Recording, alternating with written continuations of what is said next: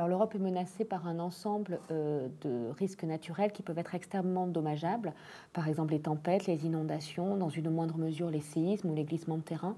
Donc ces risques sont inégalement répartis à la surface du territoire européen.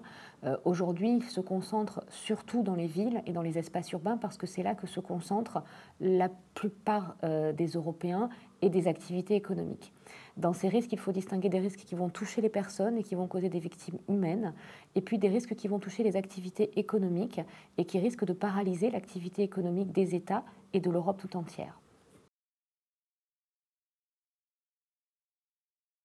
Alors la vulnérabilité des Européens a considérablement augmenté ces dernières années. Elle est liée d'une part à l'augmentation de l'exposition dans les zones à risque. On a installé des biens à haute valeur ajoutée, des personnes dans des zones qui étaient exposées.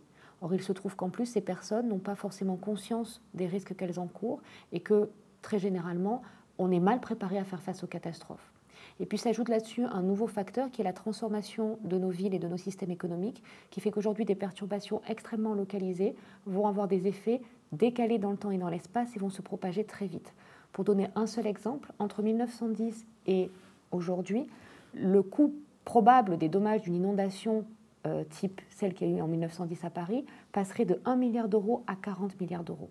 Cette transformation, elle s'explique tout simplement par la transformation des villes, des systèmes urbains et des systèmes économiques qui sont aujourd'hui impactés par ces inondations.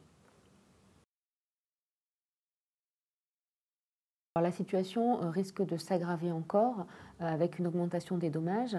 Donc, pour faire face à cette aggravation des dommages prévisibles, on peut agir sur deux volets. D'une part, le progrès technique, en continuant à développer des bâtiments résistants, des matériaux résistants, de nouvelles infrastructures qui seront mieux construites pour faire face aux catastrophes.